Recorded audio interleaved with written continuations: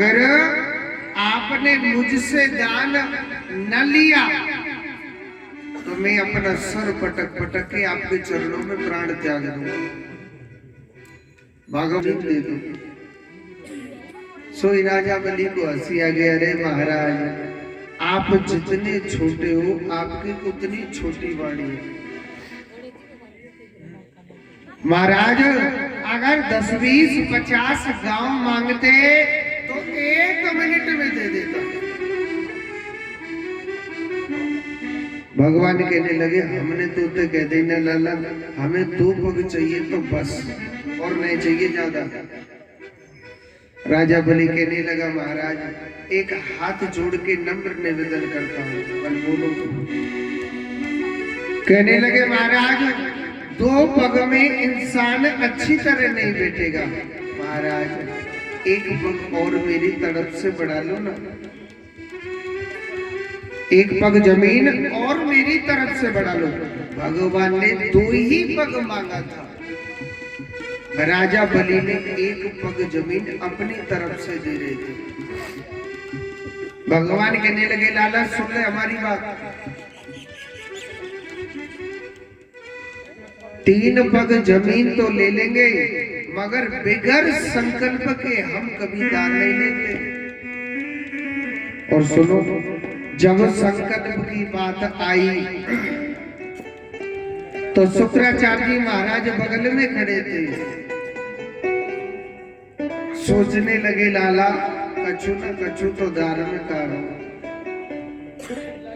आंख बंद करके देखी तो पूरी दारई कारी पड़ी है। आंख बंद करके देखा था तो पूरी दारई कारी पड़ी है। शुक्राचार्य जी राजा बलि का हाथ पकड़ के साइड में लेकर के गई और कहने लगे ओ राजा बलि दारी के तू पागल तो न है जी, वामन रूप में आयो है ना छोटो सो ब्राह्मण, ये छोटो सो ब्राह्मण नहीं है स्वयं भगवान है और तुझे लूटने के लिए आया है। मेरी बात माने तो तू भगा दे। और सुनो जब शुक्राचार्य जी ने कहा था ना ये भगवान ने तुझे लूटने के लिए आया है, तो राजा बलि बड़ा खुश हो गया कि मेरी कितने बड़े अहोभाग्य, त्रिलोकपति भगवान साक्षात, और वो मेरे घर पर भिक्षुक बन के आया है, ये मेरा कितना बड़ा सौभाग्य है। और एक छोटी सी बात बताऊं, शुक्राचार्य जी ने कहा ये तुझे लूटने के लिए आया है। एक बात सोच करके सोचो, इस दुनिया में कौन किसे नहीं लूट रहा है? चाहे भाई को देख लो, चाहे पत्नी को देखो, चाहे मित्र को देखो, किसी को भी देख लो, रिश्तेदार किसी को भी देखो। एक बात बोलूं, ये लुटेरी दुनिया है और लूट करके फिर भी कह देगी अंत में आपने हमें क्या दिया। मगर मेरे कृष्ण के आगे आप लुटोगे, आपका एक एक रुपए का हिसाब होगा। और जो भगवान के सामने सोचता है कि मैं यहां नहीं लूटूं, मैं यहां नहीं लूटूं, संसार में उसे और लूटेंगे। क्योंकि जो भी कुछ कमाया है, जो भी कुछ कर रहा है, सब लुट जाएगा एक दिन, तेरी नजरों के आगे लुटेगा। ऐसा नहीं है कि तेरे मरने के बाद लुटेगा। तो यही इसी जन्म में तेरी संतान तुझे लूट लेगी और एक कोने में कमरा बनवा देंगे, मैं इधर जो चुपचाप। ना बेटा कहो मानेगो, ना पोता पोती कहो मानेंगे। राजा बलि मन में सोचने लगा त्रिलोकपति भगवान मेरे पास आया है, चाहे मेरा सब कुछ लुट जाए मगर मैं भगवान के लिए जरूर दूंगा। कहने लगा महाराज आप संकल्प कीजिए। संकल्प किया। जो छोटा सा बालक था, जो ब्राह्मण बन के आया, वह स्वयं नारायण थे। और सुनो, मेरे नारायण ने इतना बड़ा विशाल रूप बनाया मेरे प्रभु ने कि एक पग में भगवान ने पूरी दुनिया को नाप दिया था, पूरी धरती को नाप दिया था। और एक पग में 14 भवनों को नाप दिया। भगवान कहने लगे, ओ राजा बलि, जब दान देने की हिम्मत न थी तो क्यों संकल्प किया था? ये तीसरा पग कहां रखूं? राजा बलि बड़ी टेंशन में हो गया, मेरा तन मन धन सब कुछ लुट गया, अब दूं तो भगवान को कहा दो। पत्नी देवी कहने लगी, महाराज सब कुछ दिया मगर असली दौलत नहीं दी। असली दौलत क्या है? हम भी तो प्रभु के हैं। कभी अपने आप को कृष्ण के हवाले करके देखना, कृष्ण तुम्हारी नैया को पार करेगा कि नहीं करेगा, करके तो देखना। हम लोग नहीं करते, हम संसार में भटक लेंगे, दुख पा सकते हैं, मगर अपने आप को कृष्ण के हवाले नहीं कर सकते। और जिसने कृष्ण के हवाले अपने आप को किया है, वो दुनिया में उसका अमर नाम हो गया। आज वेदों में उसे गाया जाता है। राजा बलि ने अपने आप को दान किया था। कहने लगा, महाराज ये तीसरा पग कहां रख दो? मेरे शीश पर रख दीजिए। भगवान बड़े प्रसन्न हो गए। कहने लगे, हे बलि, बलि मैंने दानी बहुत देखे। अरे कोई मुझे सोना दान कर रहा है, कोई मुझे चांदी दान कर रहा है, कोई मुझे कुछ दान कर रहा है, मगर दानी सर्वश्रेष्ठ वही है जो अपने आप को भी कृष्ण के हवाले करता है, जो अपने आप को मेरे गोविंद के हवाले करता है। और सुनो, कहिए ना कि नर चीती होवे नहीं और हर चीती तत्काल। बलि चाहता था वैकुंठ को और भेज दियो पाता। कहिए कि नर चीती होवे नहीं। इंसान जो चाहता है मैं ये कर लूं, वो कर लूं, फला न कर लूं, वो कभी पूरा नहीं होता है। एक मनुष्य था, मन में भाव उत्पन्न हुआ, मैं ये काम करूंगा तो मैं 5 साल बाद ना वो कर दूंगा। एक मनुष्य के हृदय से भाव उत्पन्न हो रहा था, मैं ये काम कर, वो काम पूरा हो जाएगा मेरा, मैं ये काम करूंगा तो वो काम पूरा हो जाएगा मेरा, ये कर दूंगा तो ये हो जाएगा, और वो करूंगा तो ये हो जाएगा। 5 साल बाद ये कर दूंगा, 10 साल बाद वो कर दूंगा। अजी मामा बड़ी बड़ी लंबी लंबी सोच रहा हूँ, 20 साल और 50 साल। अरे दारी के तू पक्की पतो के कल तक तू जिंदो रहेगो के ना रहेगो है? अरे 50 साल को कोई क्रेडिट कार्ड बनवा लाए होगा तो जी में 50 साल जीवा। नर चीती हो गए नहीं, हर चीती तत्काल। और बलि चाहता था वैकुंठ को भेज दियो, पाता। मनुष्य के चाहने से कभी कुछ नहीं होता है। एक बात अपने मन में जरूर बिठा लेना, भागवत के कुछ कुछ सार, कुछ कुछ शब्द होते हैं। तुम चाहते हो कि हम ये बन जाए, वो कर ले, ये कर ले, कभी कुछ नहीं कर पाओगे। जो भगवान को मंजूर है वही होकर के रहेगा। चाहे कितनों कर लीजिए कोशिश, पहुंचोगे नहीं।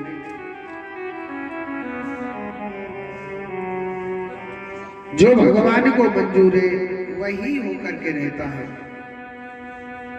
सुखदेव जी महाराज कहते हैं, परीक्षित,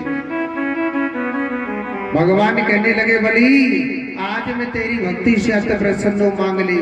अगर पाताल का सुख मांगेगा मैं तो तेरे लिए जरूर दूंगा, वैकुंठ का सुख मांगेगा तेरे लिए दूंगा, मांग तो सही।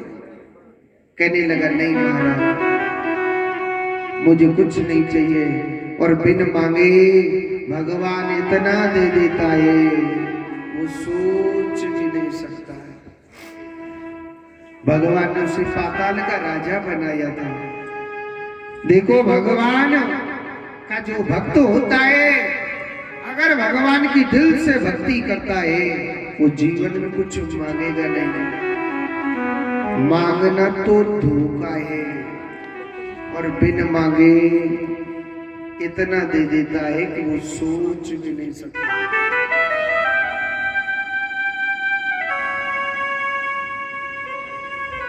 यह है बलि चरित्र की कथा। आगे की कथा बड़ी सुंदर आती है। परीक्षित जी महाराज बड़ी कथा सुन रहे थे ध्यान से।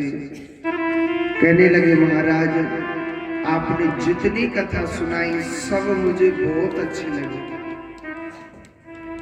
अब मुझे न सूर्यवंशियों की कथा सुनाई। अब सूर्यवंशियों की कथा चित्त लगा के सुनेंगे कि देखो, नारायण के पुत्र हुए थे ब्रह्मा।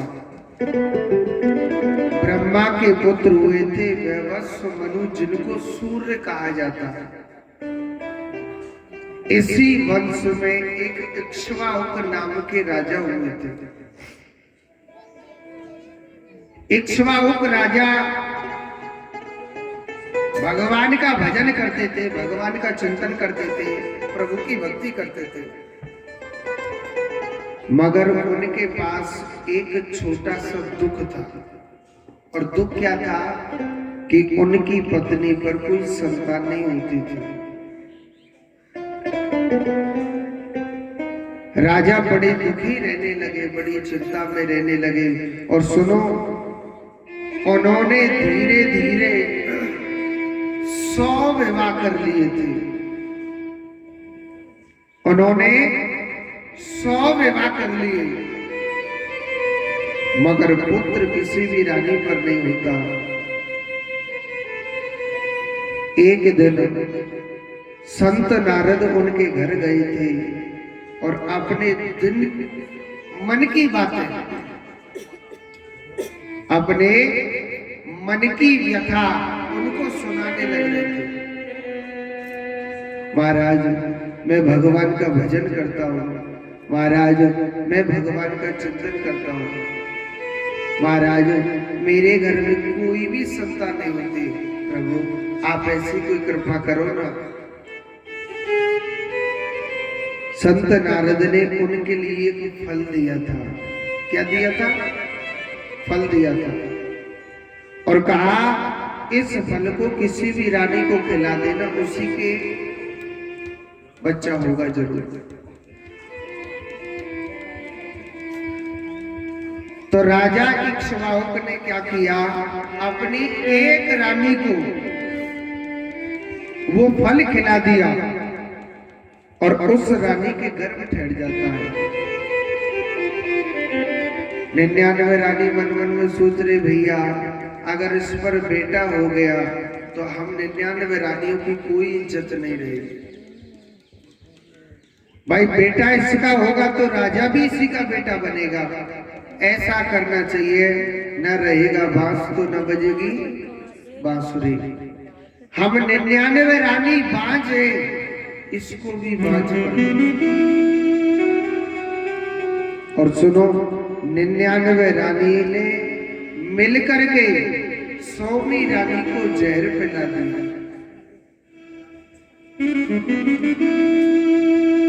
कहिए कि जाको राके साइया और मार सके न कोई, और बाल न बाका कर सके जो जग मेरी हो।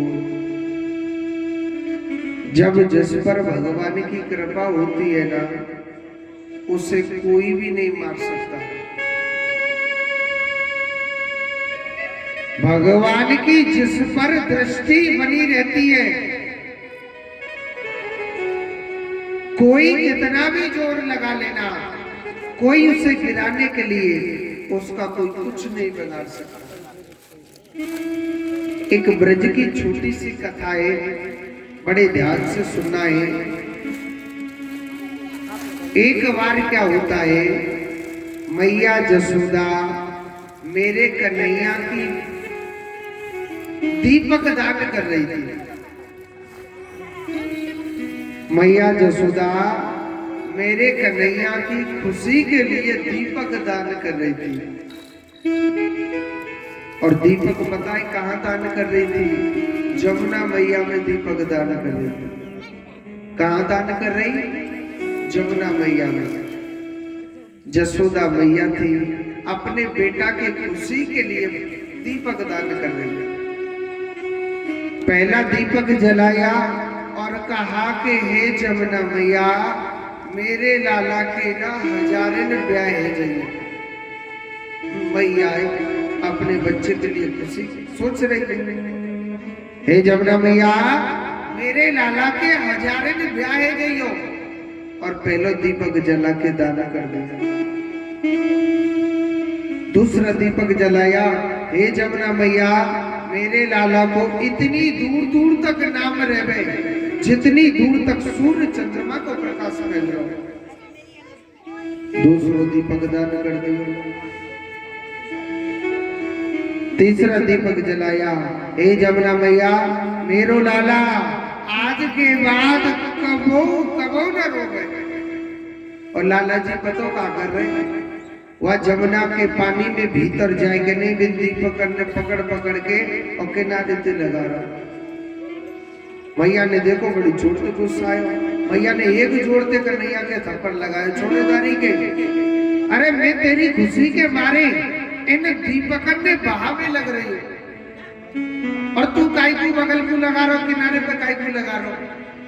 तो कन्हैया ने बड़ी सुंदर बात कही, अरियो जसोदा मैया, मैया अरियो जसोदा मैया, मैया बहते भय को किनारे पे लगावो। मैया जी तो मेरो जन्म जन्म को धंधो। मैया कहने लगी, अरे ओ कन्हैया, एक बात बता लाला, लाला या जमुना में लाखों करोड़ों दीपक रोज बहते, तू कौन कौन को किनारे पे लगा दो?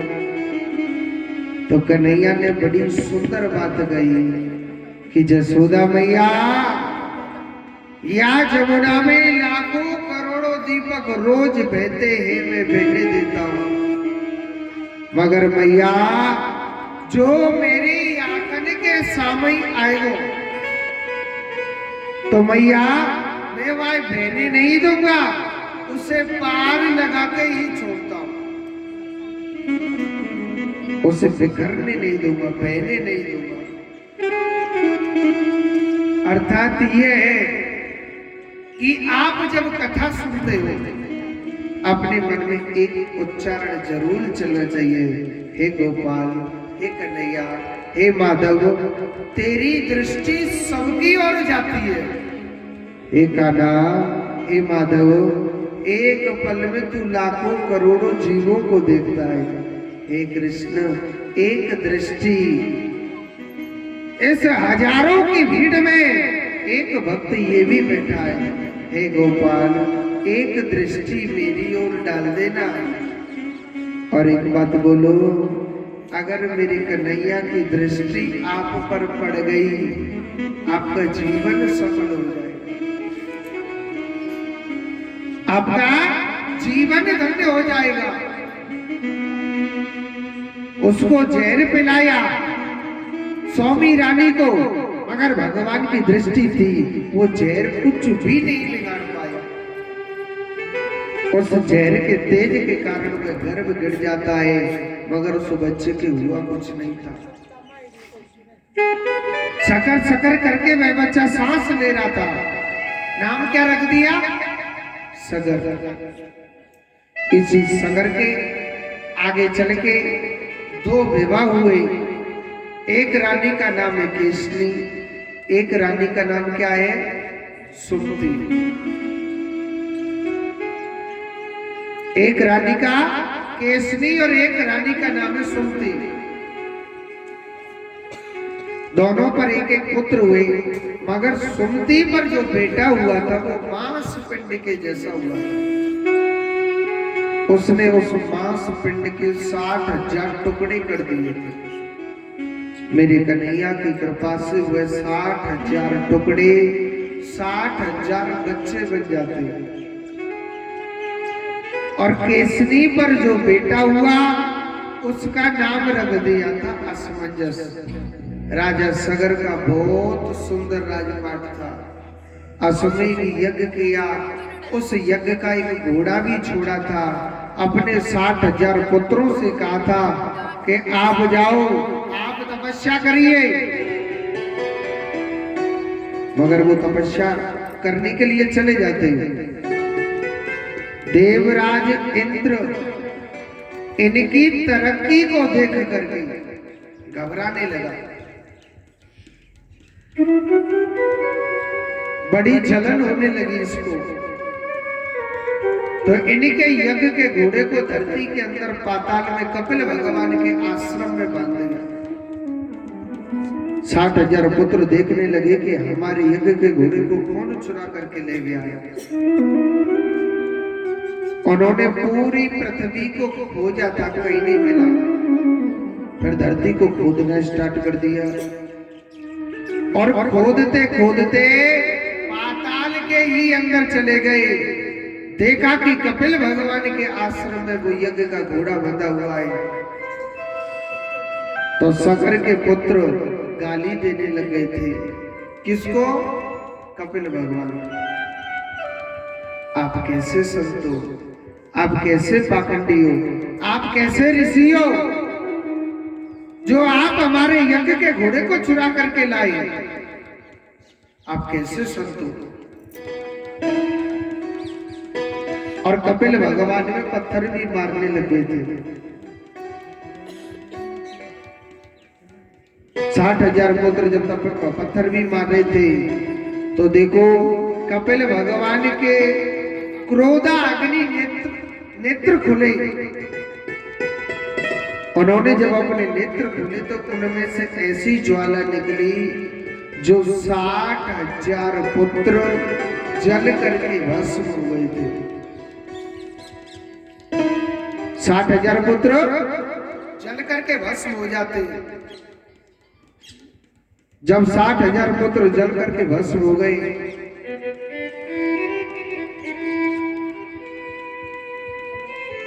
और इन 60,000 पुत्रों को प्रेत योनि मिली। राजा सगर सोचने लगा कि मेरे पुत्र अभी तक नहीं आए, क्या बात है।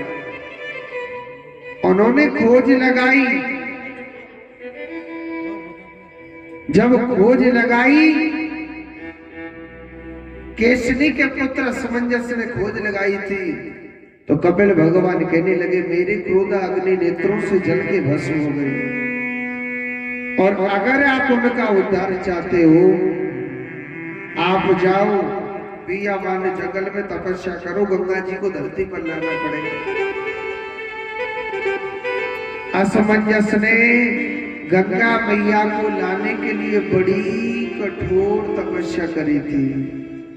इतनी कठोर तपस्या करी कि तपस्या करते करते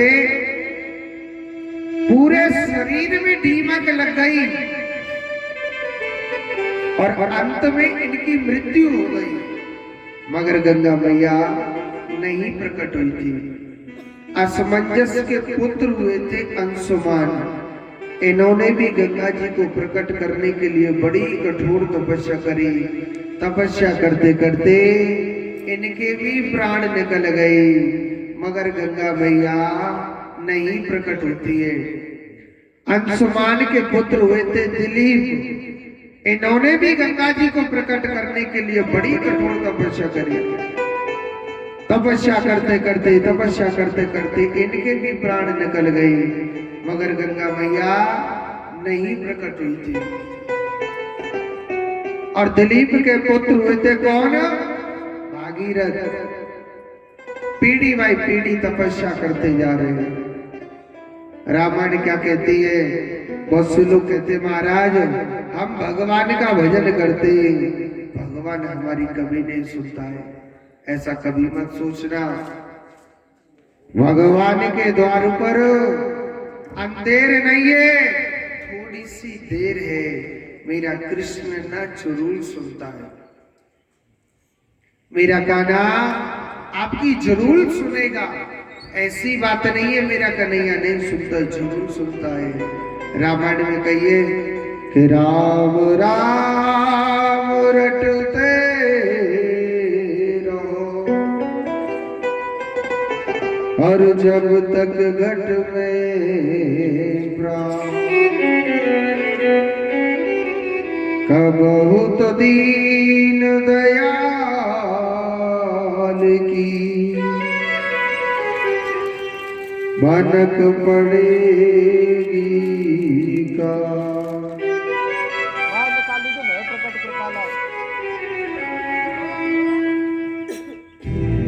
अगर आप भगवान के नाम का चिंतन करते हो, भगवान का भजन करते हो, एक दिन उस भगवान को हमारी जरूर जरूर याद आएगी। ऐसी बात नहीं आएगी। भगवान को जरूर याद आएगी। तो अंत में जब भागीरथ ने एक पैर पर खड़े होकर के तपस्या करी, तो गंगा मैया को प्रकट होना ही पड़ा। बोलिए गंगा मैया की जय। यही गंगा मैया भगवान विष्णु के चरणों से निकलती हुई ब्रह्मलोक आई। ब्रह्मलोक ब्रह्मा जी के कमंडल से निकल करके मंदराचल पर्वत पर आई। नहीं, द्रोणागिरी पर्वत पर। द्रोणागिरी पर्वत से चलती हुई मंदराचल पर्वत पर आई। मंदराचल पर्वत से चलती हुई सुमेरु पर्वत पर आई। सुमेरु पर्वत से चलती हुई कैलाश पर्वत पर आई। कैलाश पर्वत से चलती हुई हिमालय पर्वत पर आई और हिमालय पर्वत से चलती हुई धरती पर आई। और इसी गंगा मैया ने 60,000 पूर्वजों का उद्धार किया था। कहते हैं अगर मनुष्य अपवित्र होता है, सच्चे मन से गंगा मैया में स्नान करता है तो पवित्र हो जाता है। बोलिए गंगा मैया की। इसी भागीरथ के पुत्र कौन हुए? अनैना। अनैना के पुत्र हुए थे मूलक। मूलक के पुत्र हुए कौन? खड़वांग। खड़वांग के पुत्र हुए थे धीरबाहु। धीरबाहु के पुत्र हुए थे राजा रघु, जो रघुवंशी कहलाए गए।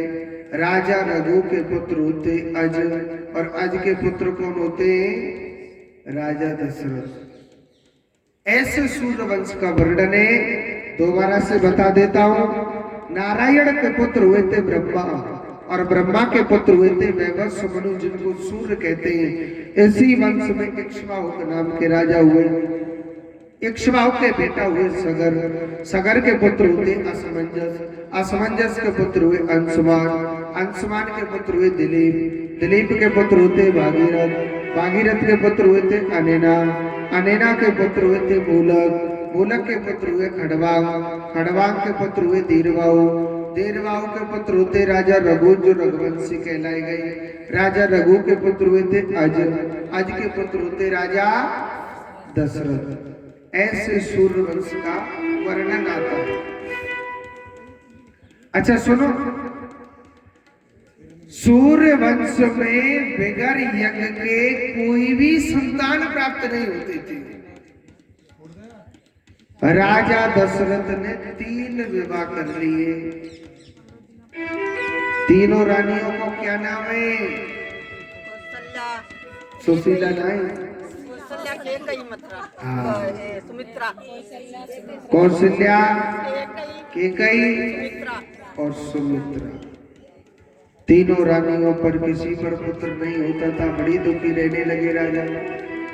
और सुनो, अयोध्या के राज्य में और सब लोग राजा दशरथ से नफरत करने लगे। कैसा हमारा राजा है, ये निसंतानहीन राजा है और ऐसे राजा का तो मुख देखना भी बेकार है। ऐसे राजा का मुख देखना भी बेकार है। ये निसंतानहीन राजा है। दुनिया नफरत करने लग गई। तो मैंने कल के दिन आपको बताया, अगर किसी के पास दुख आ जाता है, अगर किसी के पास दुख आ जाता है, 2 दरवाजे ऐसे हैं, जितना रोना है इन 2 दरवाजों पर रोना चाहिए। जितना रोना है इन 2 दरवाजे पर रोइए। पहला दरवाजा किसका है? भगवान का। आप संसार में किसी भी दरवाजे पर रो लेना, कोई आपके दुख को दूर नहीं करेगा। और ये दुनिया वाले बड़े विचित्र हैं। आपके दुख को रो करके पूछ लेंगे और हंस करके उड़ा देंगे कि फलाने के घर में ना ऐसा हो रहा है। पहला दरवाजा है भगवान का, मेरे कन्हैया के द्वार पर। अगर आप रोगे, जितना रोना है जी भर के रोइए। अपना दुख सुनाना है मेरे कृष्ण को सुनाइए। एक बात बोलूं, आप जितना भगवान के द्वार पर रोगे ना, मेरा कन्हैया आपके एक एक आंसुओं का हिसाब देगा भगवान। मेरा भगवान एक एक आंसुओं का हिसाब देगा अगर आप मेरे कृष्ण के आगे रोगे। और दूसरा कौन है? गुरु। दूसरा है गुरु। अगर आप अपने गुरु के पास में रोगे, अपने गुरु को दुख बताओगे। गुरु किसे कहते? गुरु का अर्थ क्या है? गा माने अंधकार और रू माने प्रकाश। अंधकार से प्रकाश की ओर ले जाए, वही सबसे बड़ा गुरु होता है। राजा दशरथ जब बड़ा दुख पड़ा तो सीधा कहा गया, अपने गुरु के पास गया। गुरु वशिष्ठ मुनि के पास गया। गुरुदेव से अपने दुख बता रहे।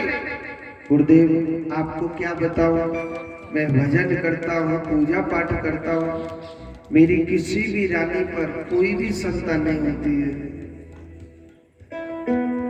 और कहते हैं कि गुरु वशिष्ठ मुनि को मालूम था यहाँ स्वयं नारायण आने वाले हैं, यहाँ स्वयं भगवान आने वाले हैं। उन्होंने कहा, आप ऐसा करो, एक पुत्र कामेष्टि यज्ञ कराओ। इतना बड़ा यज्ञ करा रहे हैं जिसमें अत्रि मुनि, वशिष्ठ मुनि, दुर्वासा ऋषि, कर्दम ऋषि, कपिल मुनि, ऐसे ऐसे संत वहां पर आहुति देने के लिए आए हुए।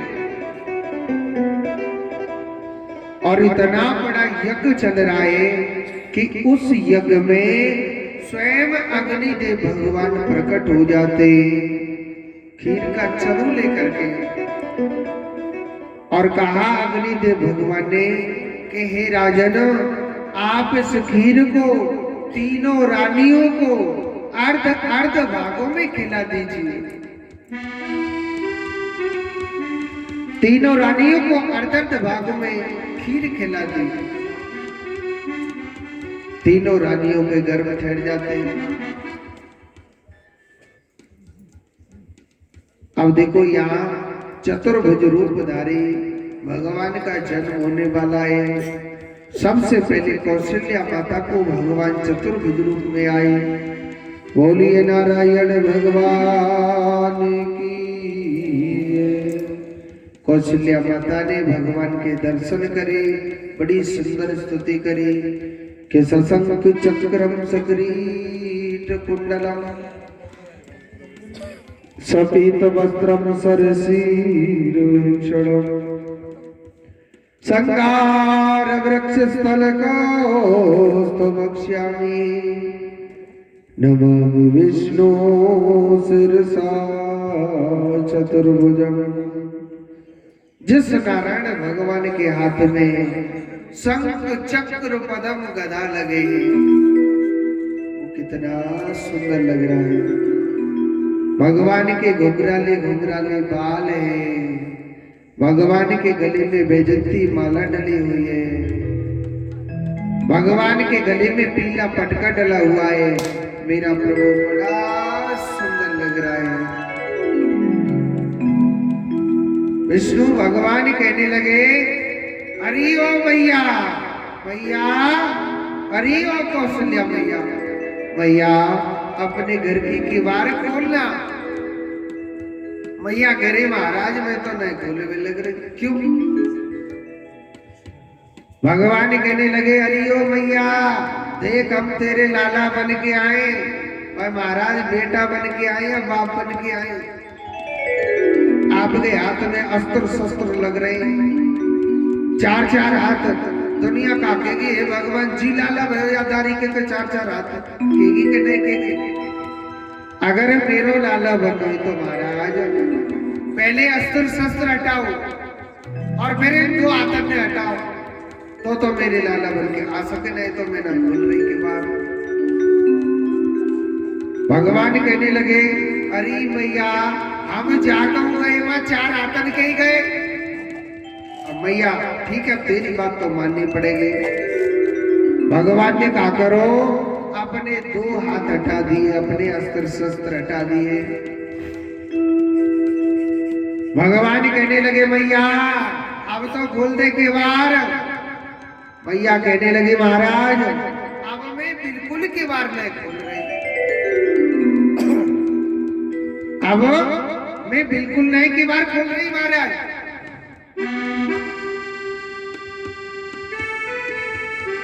अब मैं बिल्कुल किवाड़ न खोल रही। कहने लगे, मैया क्यों? क्योंकि महाराज जब लाला आवे ना छोटो सोई बन के आवे, आवे के ना आवे है महाराज। तुम इतने बड़े दुनिया का कहेगी इतने बड़ो लाला भयो है महाराज। अगर मेरो लाला बन के आना हो तो पहले छोटो सो बनना पड़ेगा। भगवान कहने लगे, ठीक है मैया। भगवान छोटा सा रूप बना लिया। भगवान कह रहे, अरे ओ मैया अब तो खोल दे किवाड़। मैया कह रही अब नहीं खोल रही ने को किवाड़। क्यों? क्योंकि महाराज जब लाला आवे ना नंगो ही आवे। महाराज तुमने बड़े चटक मटक के कपड़ा पहन रखे दूल्हा बन के बारात में आएगा यहाँ पर। भगवान डर रहे दुनिया देख न ले कैसो लाला जो हमारे घर में भीतर घुसो इतने जल्दी पैदा हुआ को केगी के न केगी। भगवान कहने लगे, मैया तू तो हमें कुछ ज्यादा ही परेशान करने लग रही है। कबू कह रही है हाथ हटा दो, हमने हाथ हटा दिए। फिर कह रही अस्त्र शस्त्र हटा दो, हमने वो भी हटा दिए। फिर कह रही छोटे से बन जा, हम वो भी हो गए। अब मैया तू हमारे कपड़े में उतर बारी। ठीक है मैया अब तेरी लाला बन के तेरी बात तो माननी पड़ेगी। माननी पड़ेगी कि ना माननी पड़ेगी? तो आज भगवान चतुर्भुज रूपधारी निवस्त्रीन हो गए। और आज चतुर्भुज रूपधारी भगवान का 4 रूप में अवतार हुआ।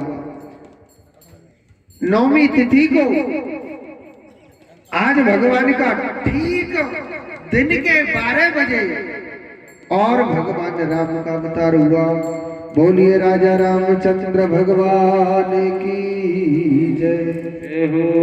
सभी भगवान की स्तुति करेंगे। वही प्रगट कृपाला दीन दयाला कौशल्या हर्षित महतारी मुनि मनहारी अद्भुत रूप विचारी लोचन अभिरामा धनवत श्यामा निज आयत उदचारी भूषण बनमाला नयन विशाला शोभा सिंधु करारी कह हुई कर जोरी स्तुति तोरी कही विध करो अनंता माया गुण ज्ञान वेद हमारा वेद पुराण बनंता करुणा सुख सागर सब गुण आकर जय गावहि श्रुति संता सोम हित लागी जन अनुरागी यहु प्रगट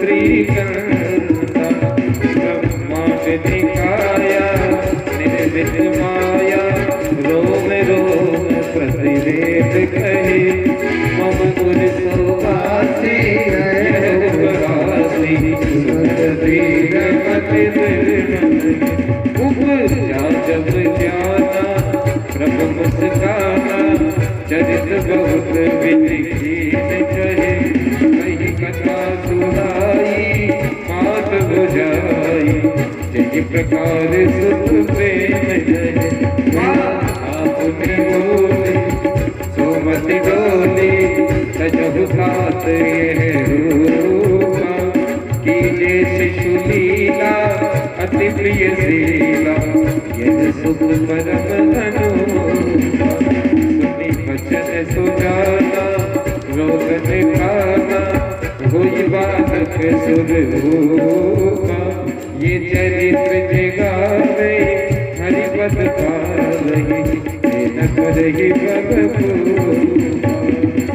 विप्रधेनु सुर संत हित दीन मनुज अवतार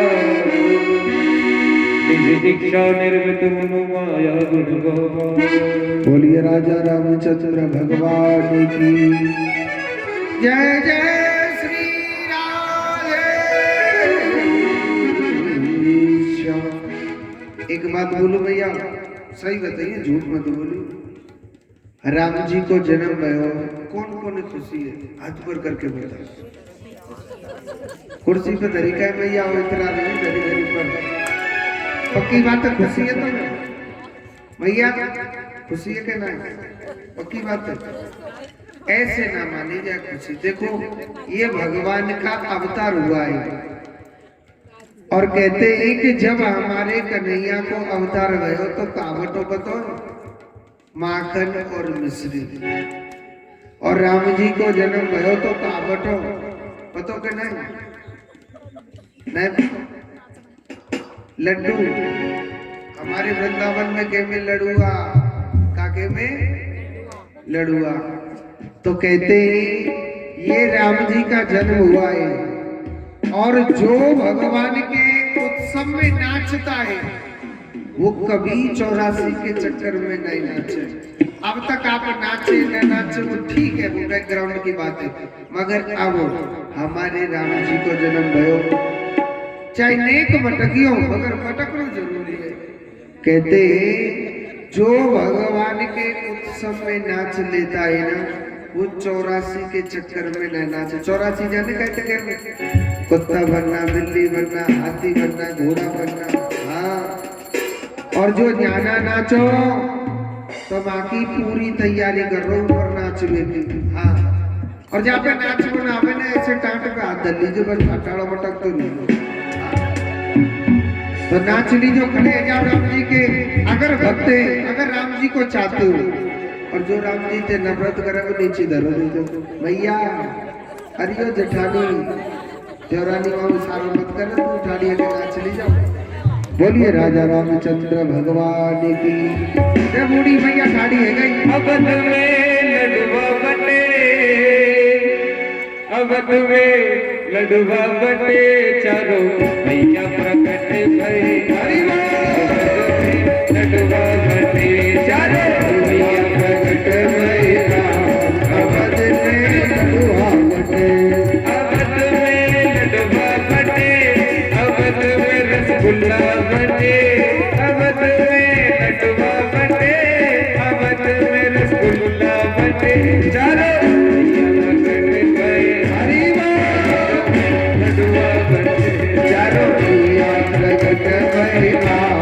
अवध में लडुआ बटे। ताली ताली बजा रही है, नाच गा रही है। हरि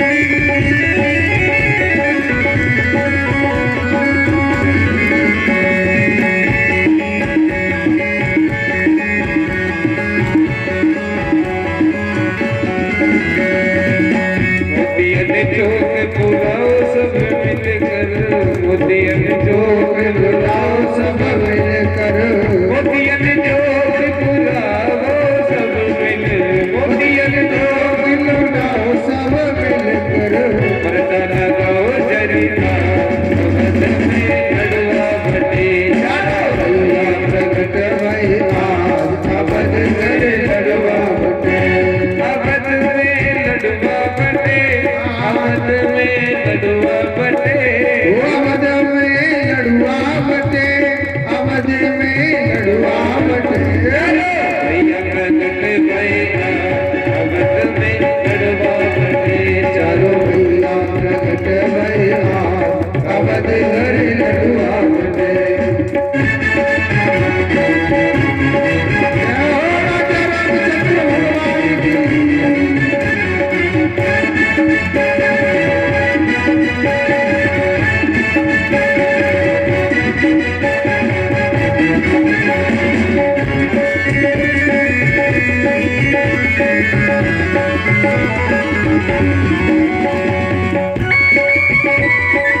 हरि बोल। हरि लडुआ बटे।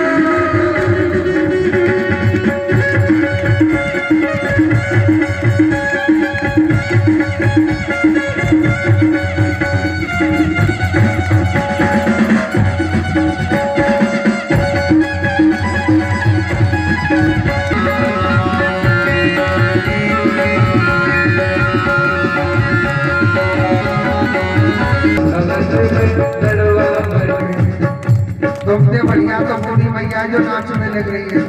हरि बोल। ये देखिए महाराज, आप कब नाचोगे?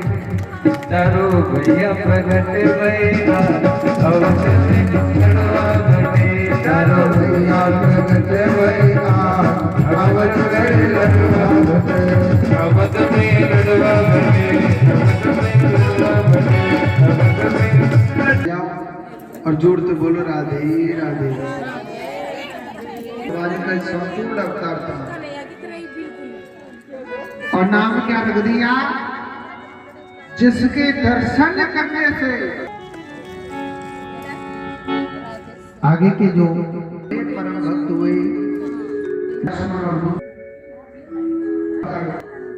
की लीला कहने लगे कि हे राम, हे राजा दशरथ,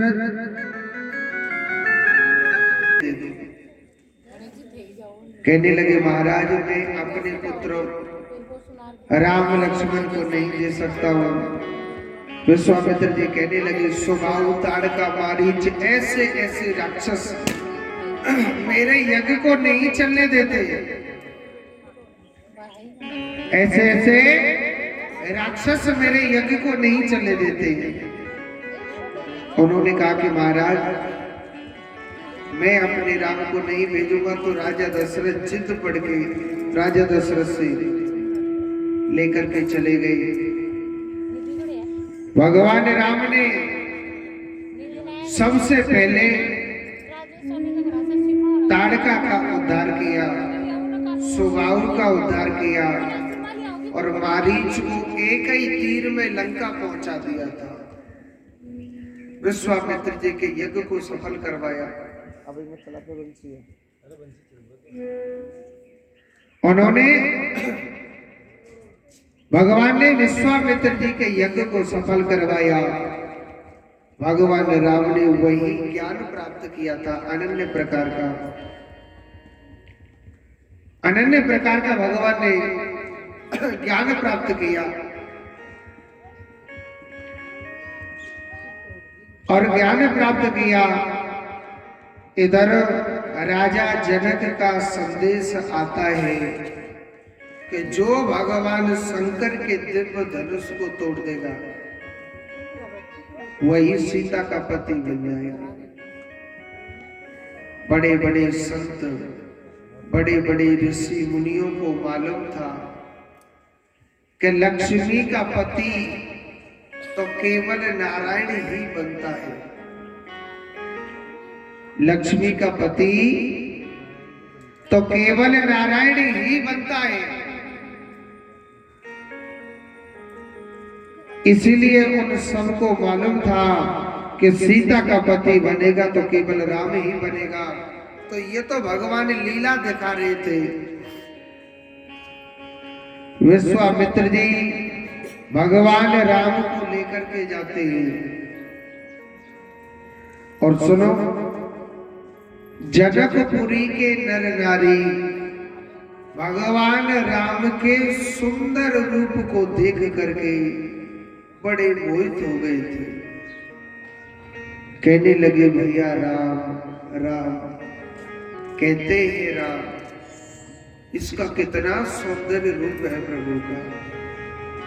राम कितना प्यारा लग रहा है, कितना सुंदर लग रहा है राम। जिसको कहते हैं राम राम, मगर राम का कितना सुंदर रूप है। जनकपुरी के नर नारी भगवान राम को देख करके मोहित हो गए थे। मन मन में भजन करने लगे, हे भोलेनाथ, हे नारायण, अगर हमने तेरा भजन किया है, जरा सा भी दान पुण्य किया है, हमारी सीता के पति बने या सामने वाले बनने चाहिए, भगवान राम ही बनने चाहिए। और सुनो, भगवान राम जो पुष्प वाटिका में फूल तोड़ने गए थे तो सीता माता के नैनों से नैना मिल गई थी थोड़ी सी। सीता माता के और भगवान राम के थोड़े नैनों से नैना मिल गए तो सीता माता कहने लगी कि हे भगवान भोलेनाथ, अगर मैंने तुम्हारा भजन किया है तो ये सामने जो राम खड़े हुए ये ही मेरे पति बनने चाहिए। मनी मन सीता माता विचार कर रही थी। और सुनो, इतने भाव से कोई प्रार्थना करता है, भगवान उसकी प्रार्थना स्वीकार करता है कि नहीं करता है? भगवान राम ने मन ही मन तथास्तु कह दिया, आप चिंता न करें, हम ही आपके पति बनेंगे।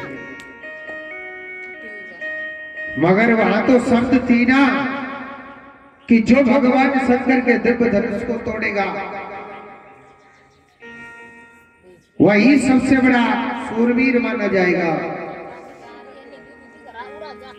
वही सबसे बड़ा शूरवीर माना जाएगा।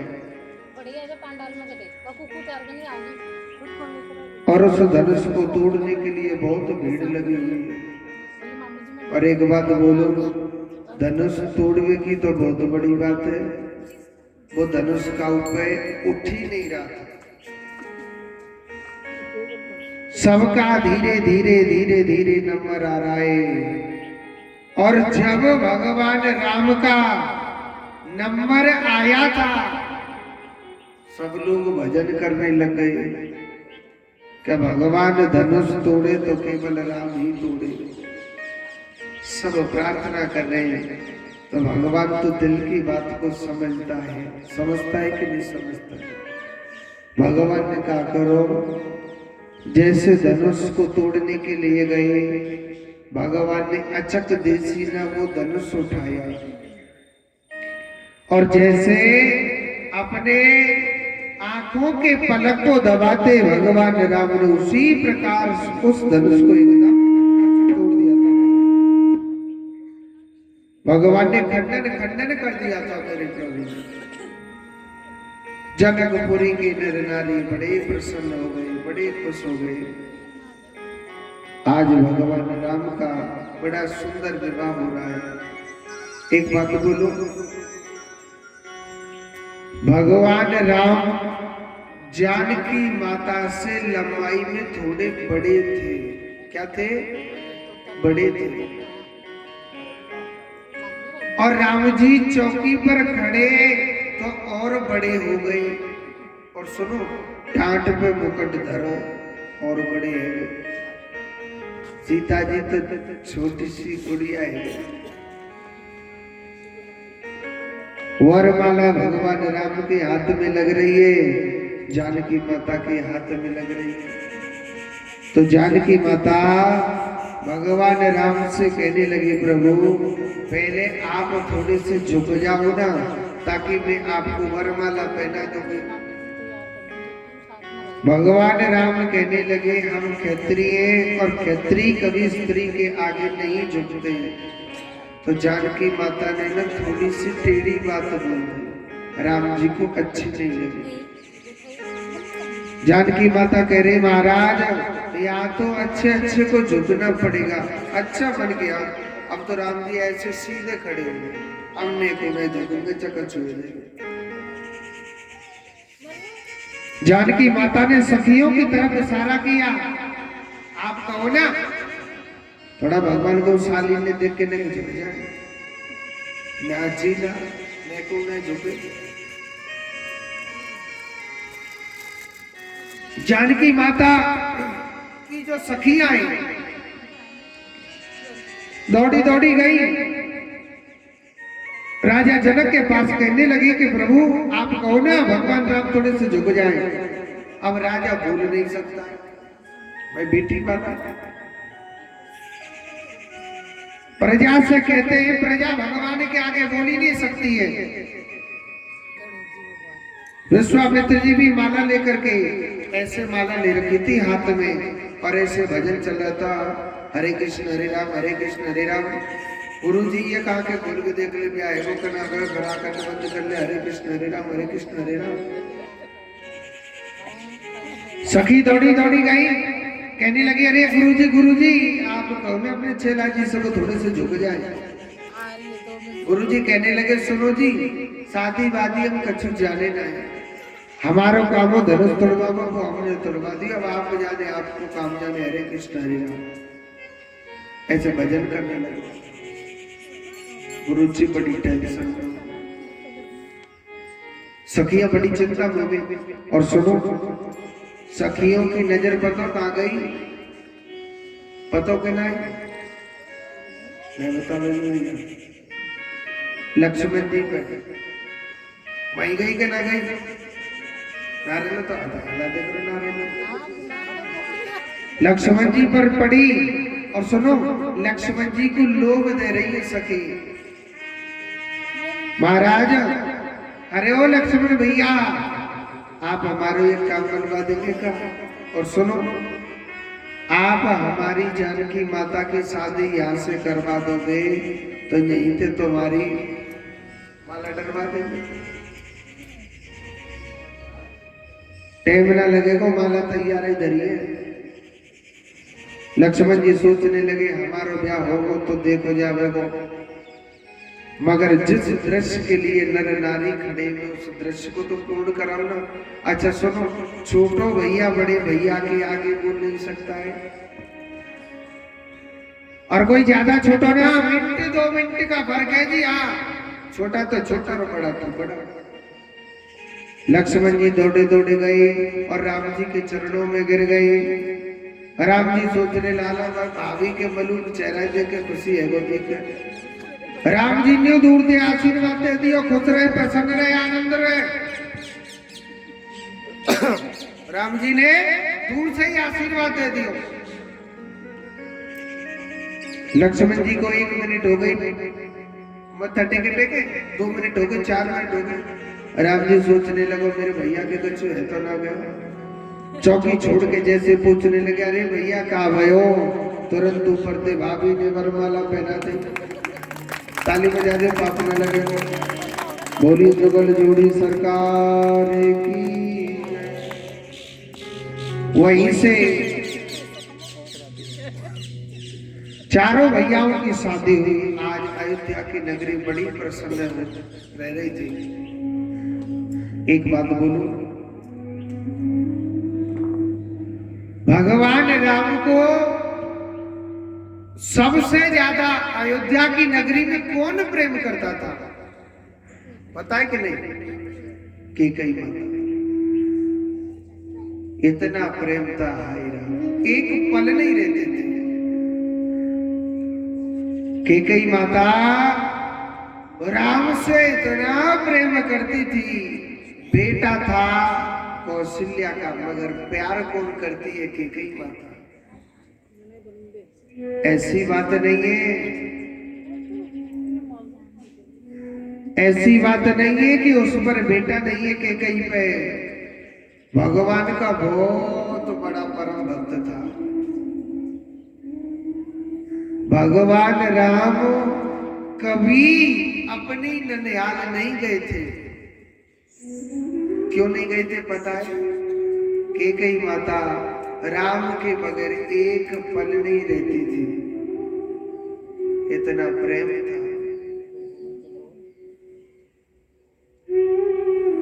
एक दिन की बात है, भगवान राम जब छोटे से थे,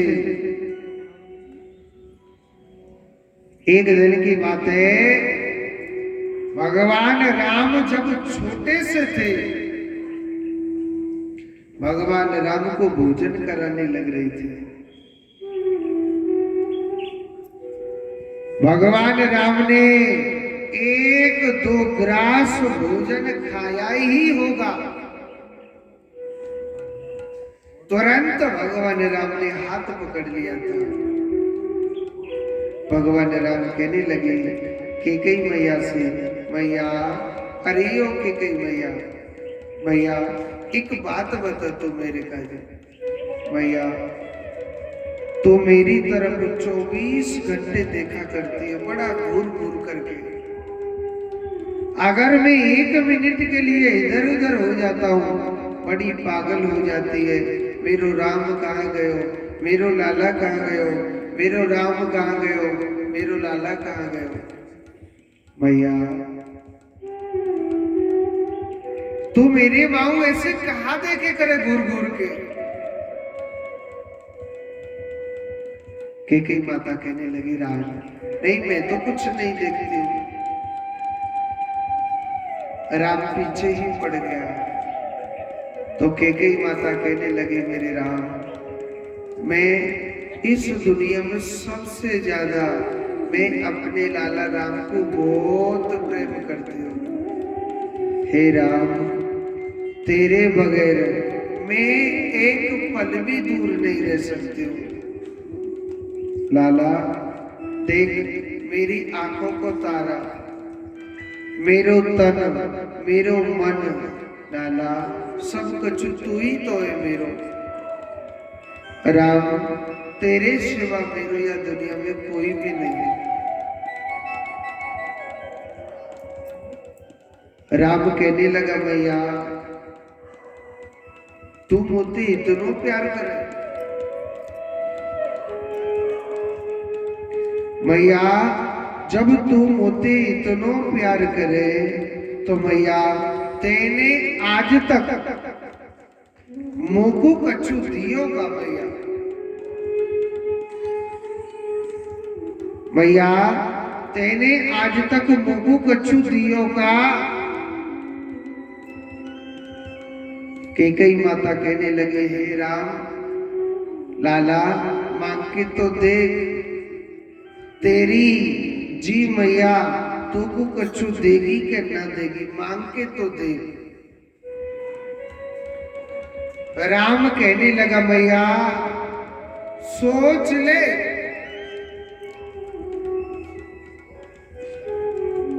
मैया तो मेरी सिर की सौगंध खाए के बता, मैं तो पे ते जा चीजें मांगू तू मेरी काजे जरूर देगी। कैकेयी मैया कहने लगी हे राम लाला तू मोह ते मांगवे में देर करेगो, जी तेरी मैया ऐसी है तो तू देवे में देर ना करे। लाला मांग के दे। कैकेयी मैया एक मिनट नहीं सोचती है, राम के सर पर हाथ रख दियो। लाला मैं तेरे सर की सौगंध खाई के कह रही हूँ, तू मैं पे ते जा चीजें मांगेगो मैं तेरे काजे जरूर लाके दूंगी। राम कहने लगा मैया सोच ले। तो कहते मैया ऐसी चीज मांग रहा हूं, आज के बाद अपनी बेटी को कैकेयी नाम कोई नहीं रखेगा, इतनी नफरत हो जाएगी लोगों को। और कैकेयी मैया कितनी सुंदर बात कहती है हे राम आज की दुनिया में जो सगा बेटा होता है ना अपनी आत्मा से पैदा होता है अनन्य प्रकार का कष्ट पाकर के। हे राम वो बेटा ही नाम नहीं करता है तो दुनिया में कौन नाम करे। लाला मांग के तो देख मेरे राम, मांग के तो देख तेरी मैया तो को देगी कि ना देगी। राम कहने लगा मैया सोच ले। ऐसी चीज मांग रहा हूं मैं तो कहते मैया तुझे विधवा भी होना पड़ सकता है। एक मिनट के लिए तो कैकेयी मैया ने हाथ रख लिया और कैकेयी मैया ने फिर दोबारा भी राम के सर पर हाथ रख दिया। लाला चाहे मैं विधवा हो जाऊं, चाहे मैं बदनाम हो जाऊं, हे राम लाला तुमको जो चीज चाहिए मैं तेरे काज जरूर जरूर जरूर लाके दूंगी। और एक बात बोलो, भगवान राम ने कैकेयी मैया से ऐसी चीज मांग ली कि वो जीते जी लुट गई थी। कैकेयी मैया से का मांगो, मैया मेरे पिता के तेरे पास दो वरदान है। पहला वरदान मैं राजा नहीं बनना चाहता हूं, भरत भैया को राजा बनाना मैया, मुझे तो सिर्फ 14 वर्ष को वनवास चाहिए। वो कैकेयी मैया मेरे राम के बगैर एक पल नहीं रह सकती है, क्या वो 14 वर्ष दूर रह सकती है। कैकेयी माता ने मना कर दिया, लाला मैं तुमको यह वरदान नहीं दे सकती हूँ। राम कहने लगा मैया तेने मेरे सिर की सौगंध खाए के मोते गई।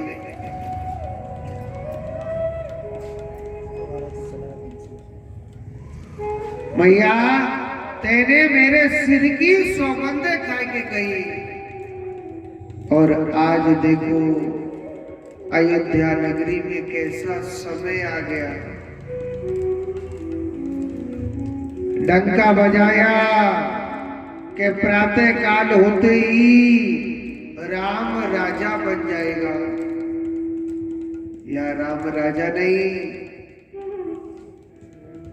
भगवान राम, लक्ष्मण और जानकी माता तीनों को वनवास में ले गया। एक बात बोलूं, इतने बड़े बड़े ऋषि मुनि, भगवान राम का जन्म नहीं हुआ उससे पहले तो रामायण लिख दी थी। भगवान आए नहीं थे उससे पहले उन्होंने रामायण लिख दी थी। इतने बड़े बड़े ज्योतिषी ऋषि मुनियों ने वेद शास्त्र देख करके सुबह मुहूर्त निकाला था कि राम राजा बन जाएगा, मगर यहाँ रात रात में सभी वेद शास्त्र सब पलट गया।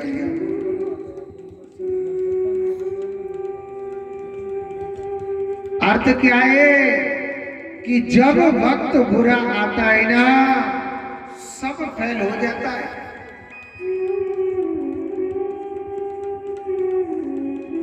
अयोध्या के नर नारी कीर्तन गा रहे, भजन गा रहे थे, सुबह राम राजा बनेगा, राजा बनेगा। आज यह सारा दीपक समाप्त हो गया। यह समय होता है, बड़ा बलवान होता है। भगवान श्री कृष्ण एक दिन अर्जुन को बड़ा अभिमान हो रहा था कि हे कन्हैया, हे कन्हैया, मैंने अपने गांडीव से भीष्म पितामह जैसे वीर को मार दिया, कर्ण जैसे योद्धा को मार दिया, मैंने ये कर दिया, मैंने वो कर दिया। मेरे कृष्ण को बड़ी हंसी आ रही थी, कृष्ण को बड़ी हंसी आ रही थी। मगर भगवान श्री कृष्ण कहने लगे, अरे ओ अर्जुन, जब तक मैं तेरे साथ हूं ना, तू कुछ भी कर सकता है, और जिस दिन मैं तुझे छोड़ के चला जाऊंगा, तेरे गांडी सब धरे के धरे रह जाए। समय की बात है, और समय बड़ा बलवान। भीलन लूटी गोपी बे अर्जुन बेईमान।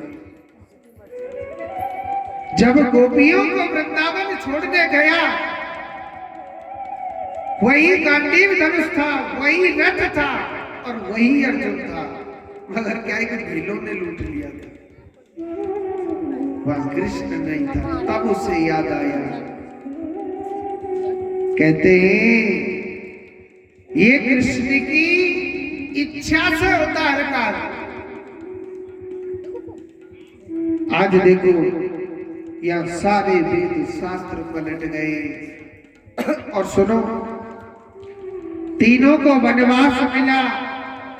यहाँ भगवान के पिता ने अपने प्राण त्याग दिए राम की यादों में। भगवान वहां पंचवटी पे जाके बैठे थे, सुपर्णखा कामातुर होकर के आ गई। लक्ष्मण जी ने नागकांड काटे तो सुपर्णखा खर और दूषण को लेकर के आई। भगवान राम ने उन दोनों का उद्धार किया था।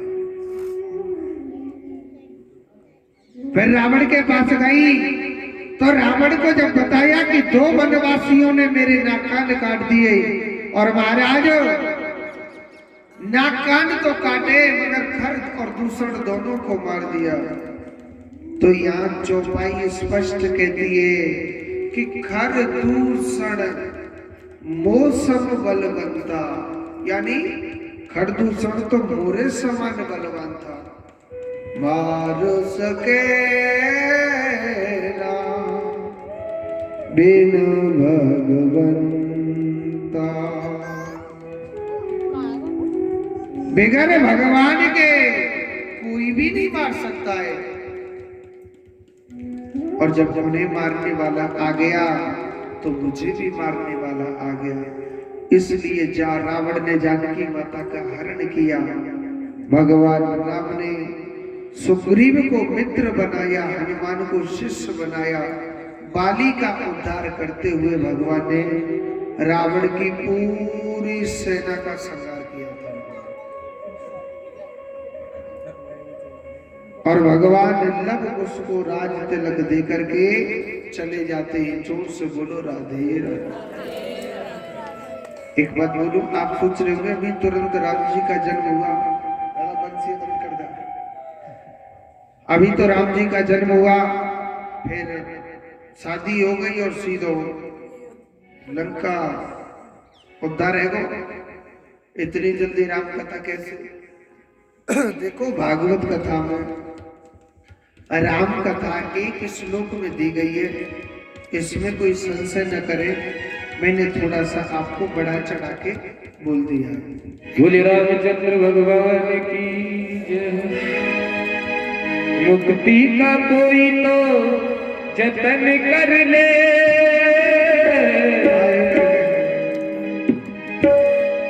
मुक्ति का कोई तो जतन कर ले, बंदे रोज थोड़ा थोड़ा राम का भजन कर ले, बंदे थोड़ा थोड़ा राम का भजन कर ले। मुक्ति का कोई तो जतन कर ले, मुक्ति का कोई जतन कर ले, बंदे थोड़ा थोड़ा राम का भजन कर ले, बंदे थोड़ा थोड़ा राम का भजन कर ले।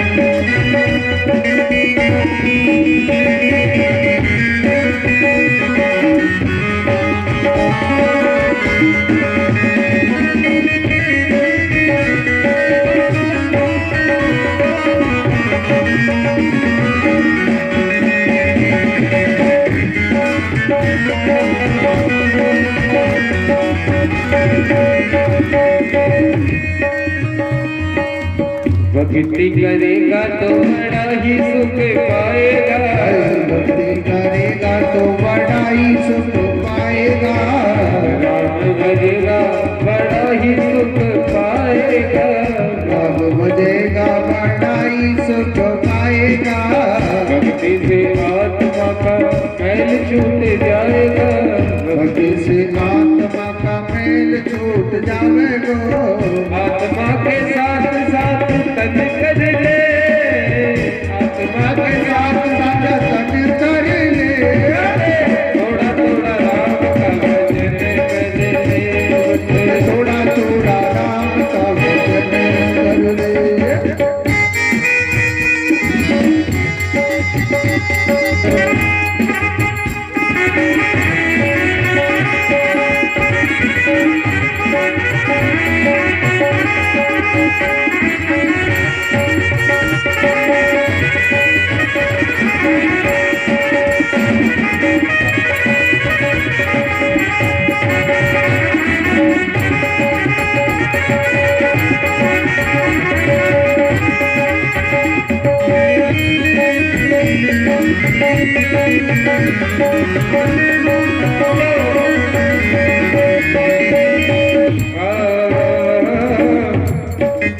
संतों के जग में है यही तो निशानी, संतों के जग में है यही तो निशानी, सत्य वचन और मीठी हो वाणी, सत्य वचन और मीठी है वाणी। संतों के जग में है यही तो निशानी, संतों की जग यही है निशानी, सत्य वचन और मीठी हो वाणी, सत्य वचन और मीठी है वाणी। भाषा हरी सुमिरन कर ले, भाषा हरी सुमिरन कर ले, थोड़ा थोड़ा राम का भजन, थोड़ा थोड़ा राम का भजन कर ले, वो भजन कर ले, सत्संग कर ले, भजन कर ले, सुमिरन कर ले, थोड़ा थोड़ा राम का भजन कर ले, थोड़ा थोड़ा राम का भजन कर ले।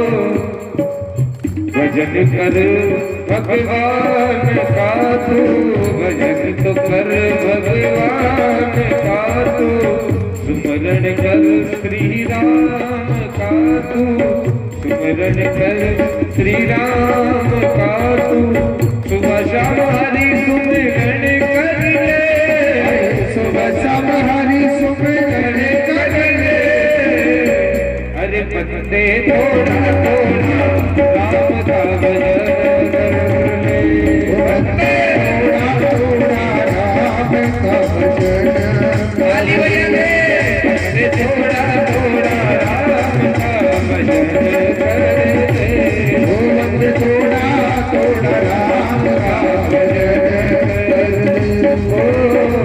भजन कर ले। बोलिए गोविंद भगवान की। एक बार जोर से बोलो, ऐसे ना जी, जोर तो बोलो। अब आगे की कथा सुनाने से पहले मैं आपको कल की कथा बता दूं कि नहीं बताऊं? एक बार बस जोर तो बोलो, राधे राधे। कल के दिन गिरिराज जी महाराज का है पूजन, तो गिरिराज जी को खाने के लिए क्या लेके आना है भैया, बताओ क्या है? 56 भोग के मारे कोई ना रहे, लेके आएंगे 56 भोग। देखो कल के दिन है अन्नकूट। अब आपकी जो श्रद्धा है, जैसे कि गिरिराज जी का 56 प्रकार की मिठाइयों का भोग लगा था, आपकी श्रद्धाएं के मैं गिरिराज जी के लिए 11 प्रकार का भोजन लेके जाऊंगी। एक बर्फी का पीस, एक रसगुल्ला, एक कलाकंद, बाजरे की रोटी, गेहूं की रोटी, कितने हो गए? 5, थोड़ी सी भुजिया 6, यानी जो भी आपकी इच्छा है। बर्फी भी है, रसगुल्ला भी है, बूंदी के लड्डू और मैदा के, बेसन के लड्डू, किस किस के लड्डू होते हैं कि नहीं होते? जो भी आपकी श्रद्धा है कि मैं गिरिराज जी के लिए 5 प्रकार की मिठाई ले जाऊं या 11 प्रकार की ले जाऊं या 10 प्रकार की ले जाऊं, जो आपकी श्रद्धा है। और सुनो, मेरे गिरिराज जी को पता खाने में क्या पसंद है, जो आपको पसंद है। जैसे कि आपको पसंद है रसगुल्ला खाना पसंद है, तो समझ लेना गिरिराज जी को ही मैं ये भोजन खिलाऊंगा। ऐसा कंजूस मत है जाइए कि हमें तो कुछ पसंद नहीं, तब तो खाली आ जाएंगे। हाँ, पसंद तो सब रहता है, पर मनते पसंद मार दे। और सुनो, एक चीज थे गिरिराज महाराज बहुत ज्यादा प्रसन्न होता है, बताओ काय थे? कड़ी और बाजरे थे। काय थे? कड़ी और बाजरे थे। मोटी मैया ले जो तो सुना कर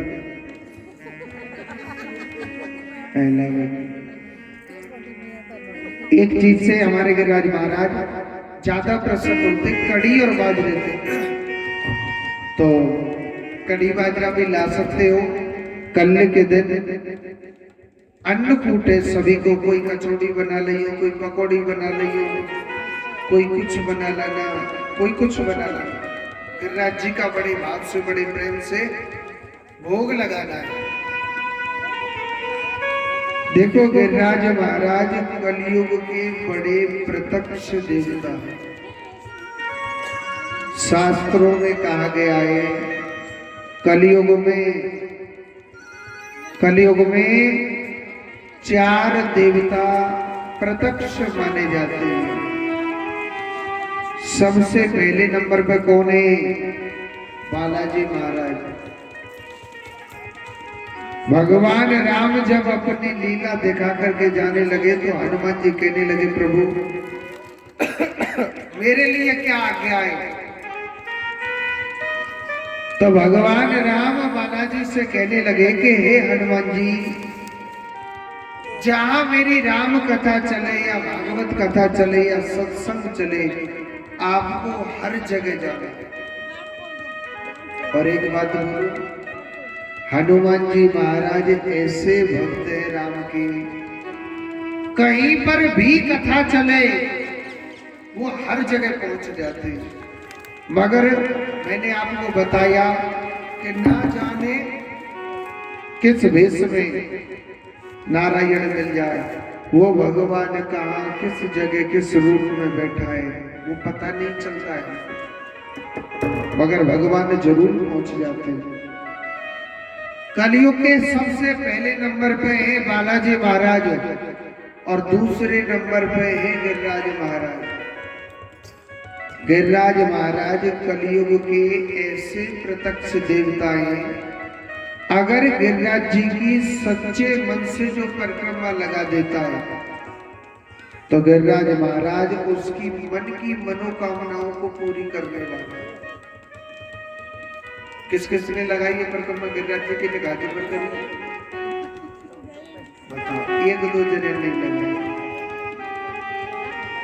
और सुनो, जो कल के दिन शाम के समय यहाँ 108 परिक्रमा लगा देगा ना, उसे गिरिराज जी की पूरी परिक्रमा का फल मिल जाएगा। सुबह वाली तो आपको लगानी ही है, मगर शाम के समय जो लगा देगा, जो आपकी रोज की परिक्रमा चल रही है ना उनसे अलग। और एक चीज और है, किसी के घर में बरकत नहीं होती है, बहुत से के बच्चे 1 नंबर 2 नंबर से नौकरी में रह जाते हैं ना, 8 लग जाती है।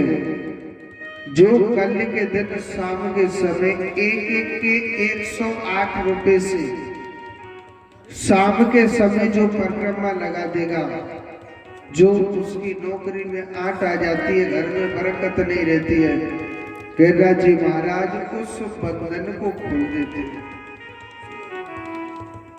मगर यह परिक्रमा कल शाम को लगानी है, परसों सुबह 10 बजे से पहले लगा जाए।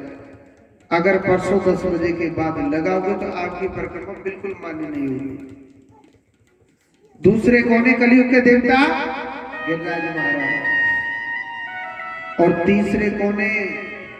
खाटू श्याम जी महाराज। खाटू श्याम जी ऐसे देवता हैं, सच्चे मन से अगर भजता है तो उसको खाटू श्याम जी हर मुश्किल से दूर कर देते हैं। और चौथे हैं माता रानी।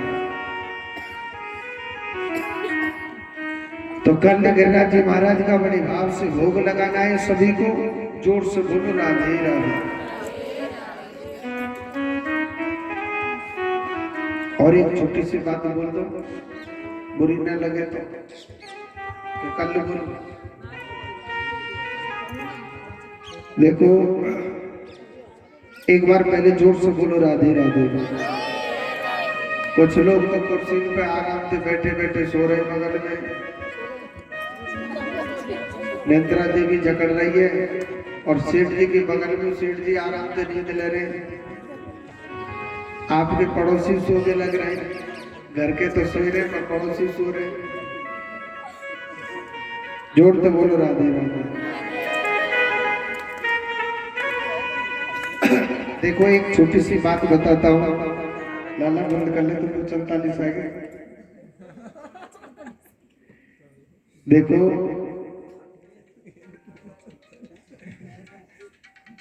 मैंने जब भागवत कथा की पहले दिन कलश यात्रा हुई, उस दिन आपको बताया कि यह कथा सार्वजनिक रूप से चल रही है, यानी कोई आप सोच रहे हो फलाना करवा रहा हो या वो करा रहा हो, यह कथा पूरी बस्ती माता की तरफ से चल रही है। मगर पता नहीं इस कथा में कुछ भक्त कम आ रहे हैं। अब क्यों नहीं आ रहे? शादी में लग रहे कि जन क्या चक्कर है, नहीं हर कथा में आए।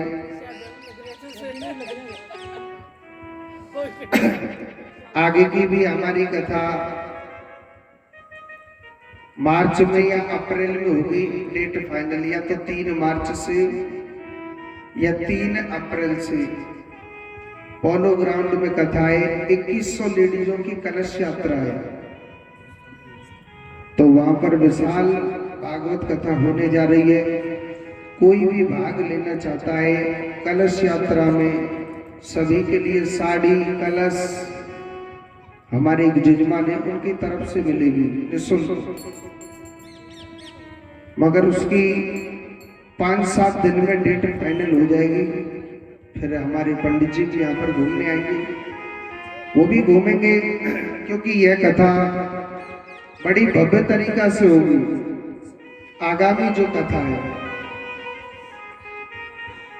एक भक्त है, वो सैनी है, वो ही करा रहे हैं। तो देखो ये जो कथा चल रही है, यह कथा सार्वजनिक रूप से चल रही है। तो आप जानते हो, देखो टाइम आए के हमारे कुछ ब्राह्मण है, हजारों खर्चे हो जाते हैं। तो माताओं देखो 1100 रुपए कोई बड़ी बात नहीं है। अगर आप थोड़ा थोड़ा सहारा देंगे तो हमारी नैया पार हो जाएगी। अगर देवरानी जेठानी की तरह 1-1 रुपया माओ ध्यान देंगे तो हमारी नैया यही लटकी रह जाएगी। तो देखो कहते हैं कि समझदार को इशारा ही काफी है, और ना समझाने वाले के लिए मैं इस पवित्र मंच से बार बार मैं कहूँ कि माताओं या ये कर दो या ये सहयोग दे दो। आपके सामने ही कथा हो रही है, 10 रुपए 15 रुपए आते हैं। तो आप जानते हो हम भाई 5-7 ब्राह्मण हैं। आप घर में एक छोटा सा सुंदरकांड कराओ, 15-20 हजार रुपए खर्च हो जाते कि नहीं हो जाते। यहाँ हम आपको 8 दिन तक कथा सुना रहे हैं, और आपके लिए कोई 1100 या 2100 रुपए कोई बड़ी बात नहीं है। आपके लिए 1100-2100 रुपए कोई बड़ी बात नहीं है। और अगर भाई आप नहीं दोगे, बहुत से लोग सोचे भाई दान करने से हम घट जाते। देखो दान करने से धन बढ़ता है। आप नहीं करोगे तो वो धन या तो बीमारी में होके निकलेगा या किसी नुकसान बन के निकलेगा, धन तो जाएगा ही। अगर धर्म में लगाओगे भगवान उसके धन को 4 गुना बढ़ाते। तो देख लीजिए मैया, थोड़ा थोड़ा सहारा दे देंगे तो हमारी नैया पार हो जाएगी। नहीं तो आज देखो कथा को चलते चलते 4 दिन हो गए। मैं तो ये देख रहा हूँ या तो किसी ने भोजन का भी निमंत्रण तक नहीं दिया। पता नहीं जन क्या बात है, जन कथा आपको अच्छी नहीं लग रही, कि जन समझ में नहीं आ रही। यहाँ पर भी एक भक्त के घर पे हमने भोजन की व्यवस्था करा रखी है, तो देख लीजिए, थोड़ा थोड़ा सारो दे दीजिए। तो जोर से बोलो। आपको अच्छी बात नहीं लगी? देखिए राधे राधे नहीं बोल रहे,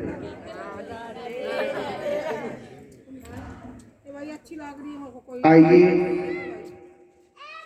कथा में प्रवेश करते हैं। कृष्ण जन्म की कथा में प्रवेश करते हैं। देखो मथुरा के एक बहुत बड़े राजा हुए, नाम था उग्रसेन, और जिनकी पत्नी का नाम था पवन रेखा। पवन रेखा पर एक राक्षस की छाया पड़ी, तो उस पर राक्षस ही बच्चा हुआ था। संतों को दिखाया, महाराज देखना ये बच्चा कैसा है, भगवान का भक्त है कि नहीं है। संत कहने लगे ये भगवान का भक्त, अरे ये बहुत बड़ा राक्षस है, ये भगवान का भक्त नहीं है, बहुत बड़ा राक्षस पैदा हो गया।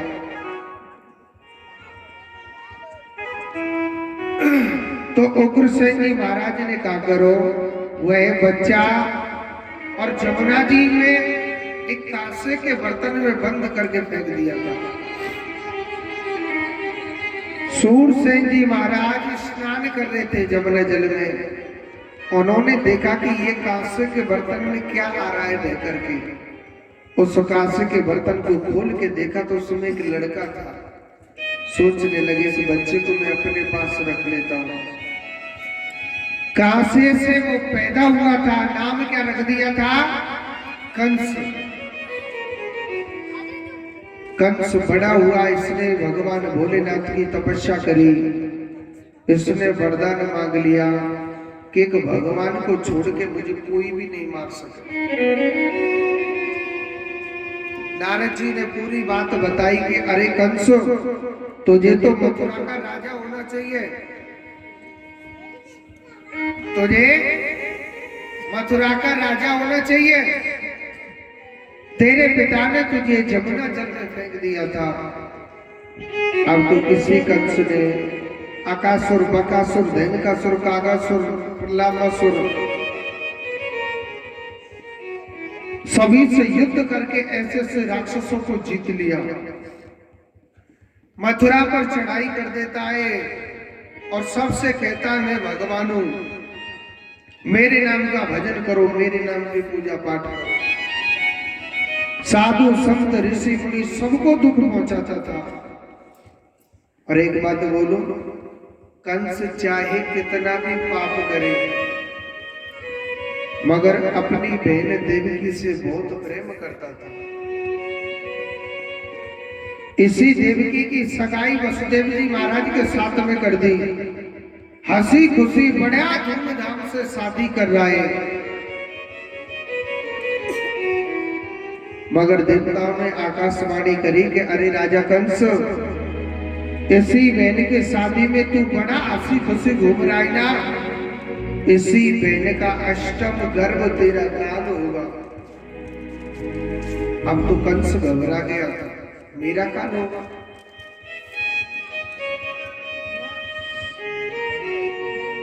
मैं अपनी बहन को जीवित ही नहीं छोड़ूंगा। रथ से पकड़ के केस उसके बाल पकड़ के नीचे गिरा दिया। म्यान से जैसे तलवार निकाल के अपनी बहन में मारने लगा तो तुरंत राजा कंस का वसुदेव जी महाराज ने हाथ पकड़ लिया था और कहने लगा कि अरे कंस, ये क्या कर रहा है? अरे अष्टम गर्भ तेरा काल ही तो होगा, मगर मेरी पत्नी को तू मेरे सामने नहीं मार सकता है। काल होगा तो मैं 8 संतानों को तेरे लिए लाके दे दूंगा, मगर मेरी पत्नी को मेरे सामने मत मारो।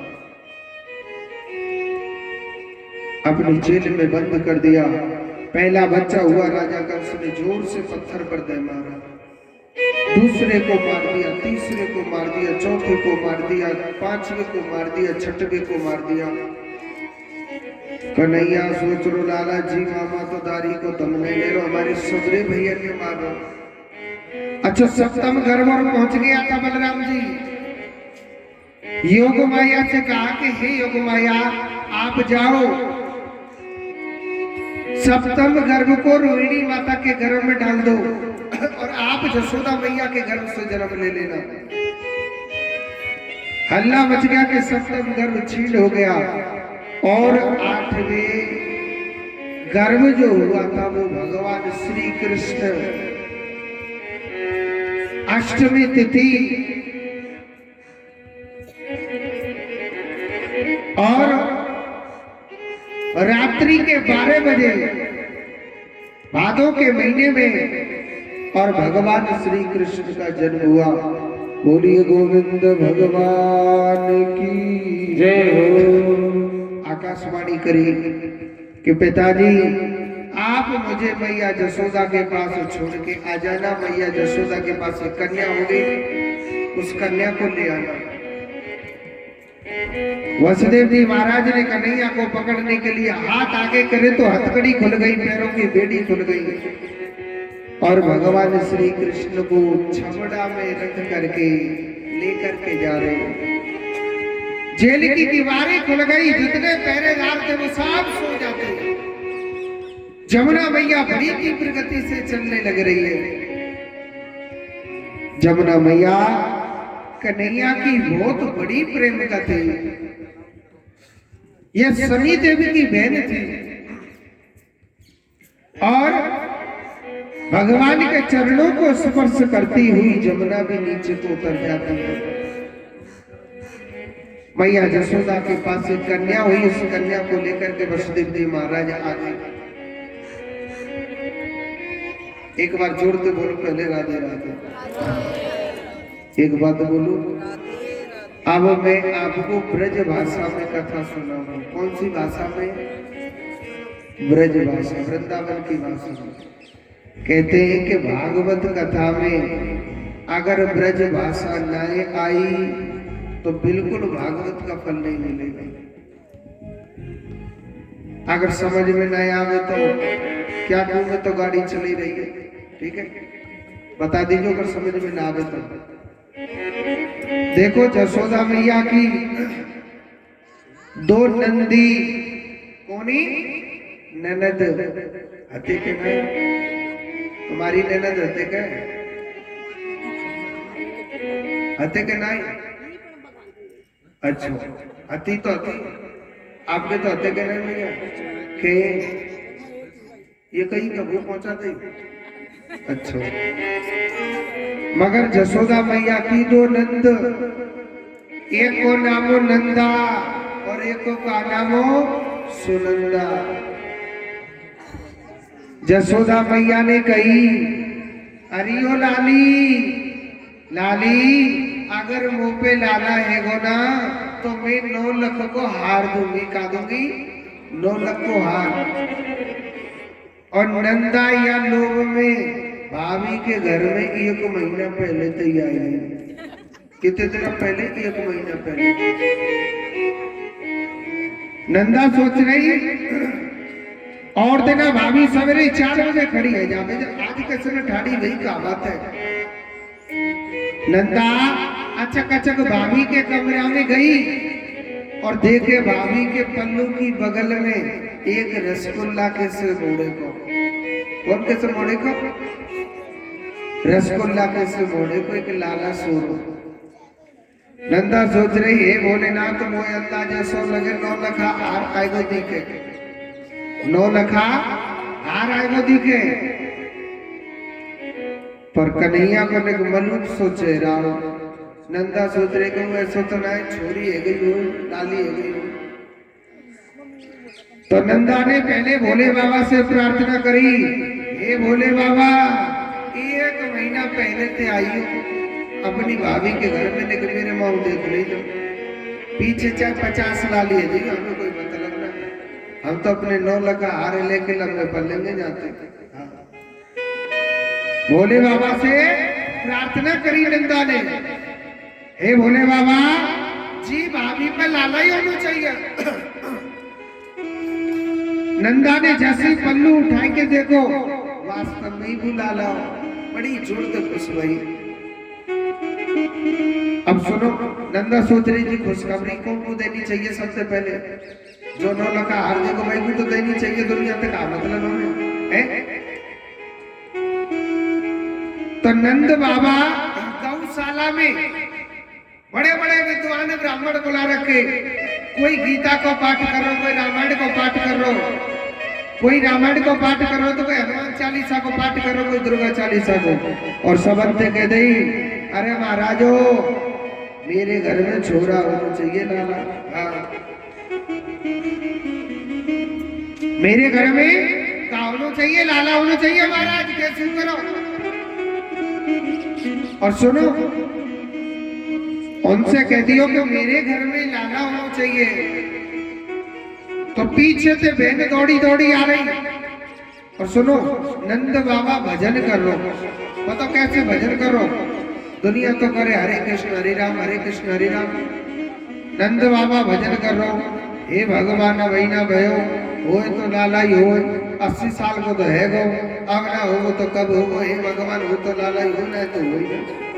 पीछे तो बहन आ रही दौड़ी दौड़ी, अरे भैया, अरे भैया तू जाके नाम को हवन पूजा पाठ करो भैया।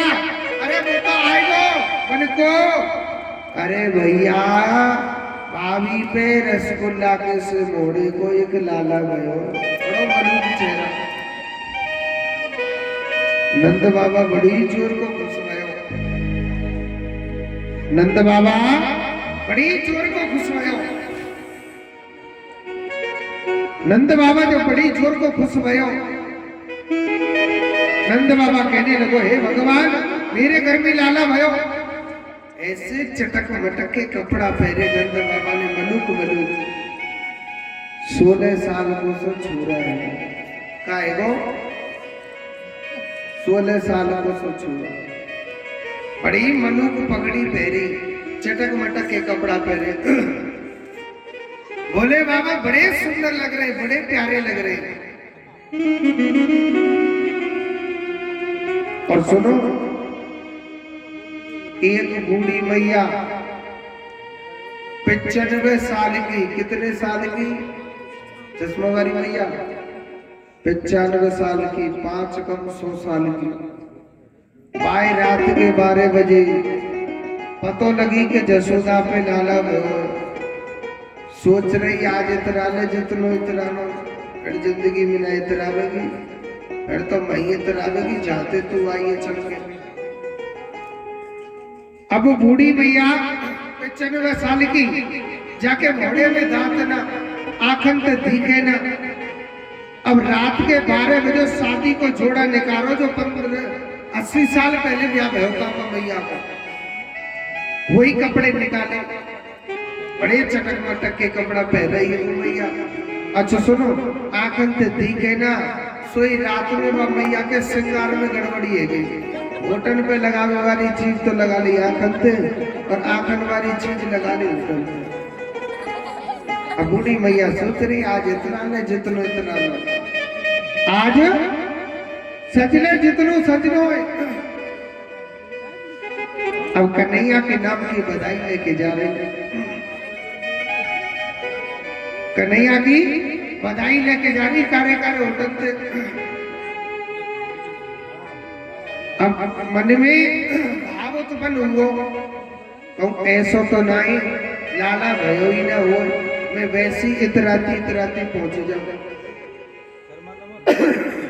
अगर लाला भयो होगो तो देखा तो जसोदा मैया के घर पे भीड़ लग रही है कछु बाल बाल दुर्गेश बार मोटे मोटे माखन के गोला बना बना के खेल में लग रहे हैं वो बूढ़ी मैया वहीं पहुंच गई पूछने लगी अरे लाला कहाँ भयो है अरे मैया मैंने काकरे के माखन को गोला बनायो और वह मैया के छोड़ते मोड़े पे मारा दांत तो हथरा से घट गई माखन को गोला पेट में चले एक ग्वाल वाल करो अरे मैया तेरे सबरो मोड़ो मीठो तो दुनिया पतो का भयो मैया जसोदा मैया के घर में लाला भयो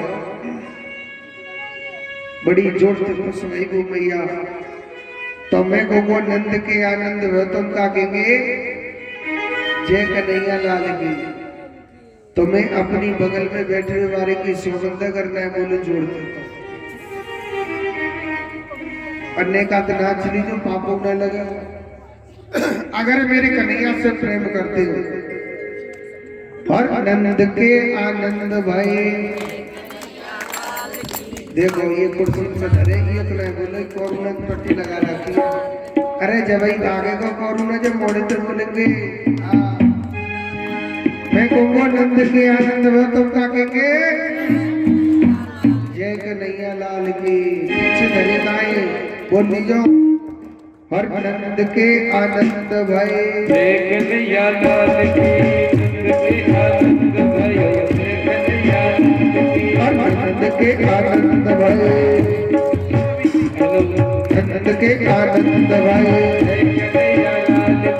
जय कन्हैया लाल की जय कन्हैया लाल की जय कन्हैया लाल की जय बोलो गोपाल की नंद के आनंद भाई जय हो नंद लाल की नंद के आनंद भाई जय हो नंद लाल की हरि बोल